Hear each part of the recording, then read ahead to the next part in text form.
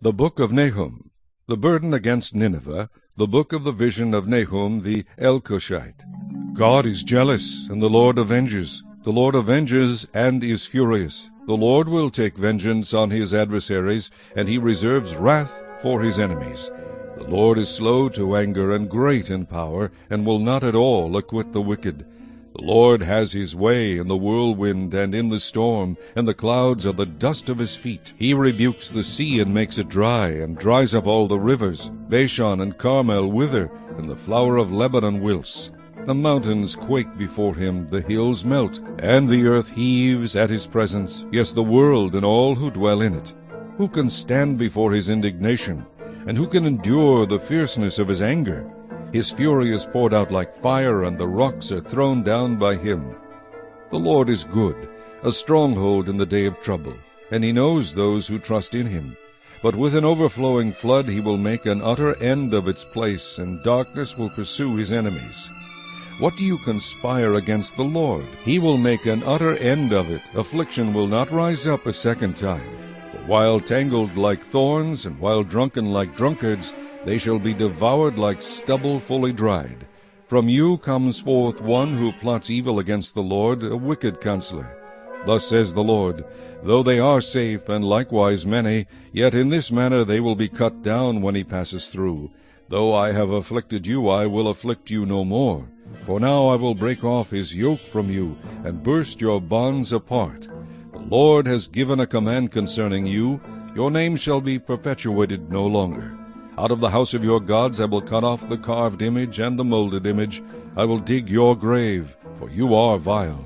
Behold, on the mountains the feet of him who brings good tidings, who proclaims peace.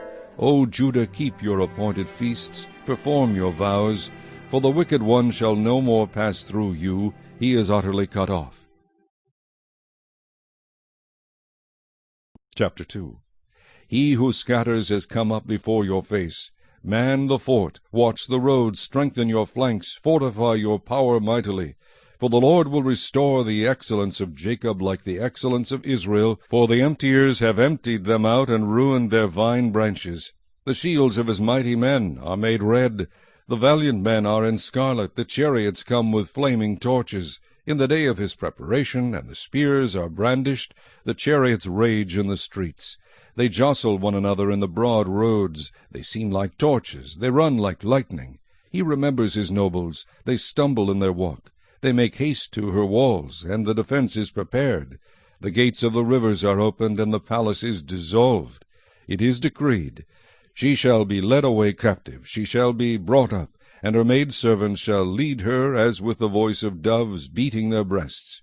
Though Nineveh of old was like a pool of water, now they flee away. Halt, halt, they cry, but no one turns back. Take spoil of silver, take spoil of gold. There is no end of treasure, or wealth of every desirable prize. She is empty, desolate, and waste.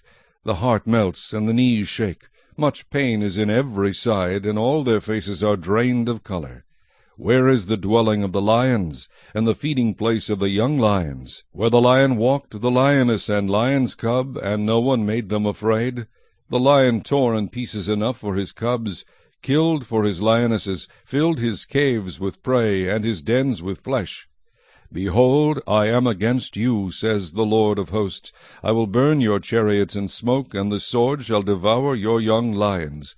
I will cut off your prey from the earth, and the voice of your messengers shall be heard no more.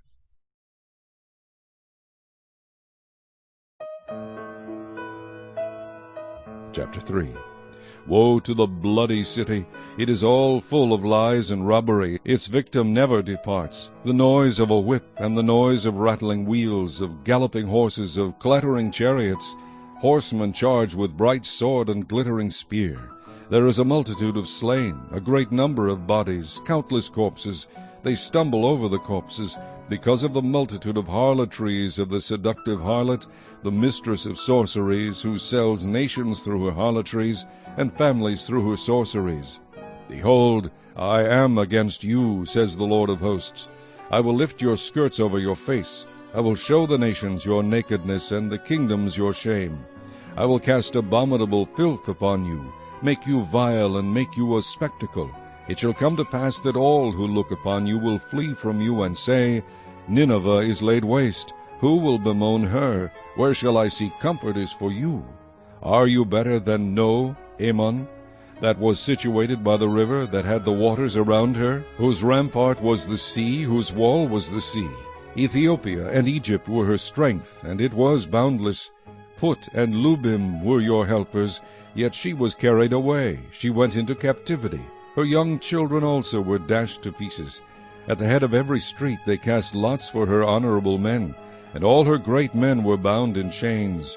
You also will be drunk, you will be hidden, you also will seek refuge from the enemy. All your strongholds are fig trees with ripened figs. If they are shaken, they fall into the mouth of the eater. Surely your people in your midst are women. The gates of your land are wide open for your enemies. Fire shall devour the bars of your gates. Draw your water for the siege, fortify your strongholds. Go into the clay and tread the mortar, make strong the brick kiln. There the fire will devour you, the sword will cut you off, it will eat you like a locust. Make yourself many like the locust, make yourself many like the swarming locusts. You have multiplied your merchants more than the stars of heaven. The locust plunders and flies away. Your commanders are like swarming locusts, and your generals like great grasshoppers, which camp in the hedges on a cold day.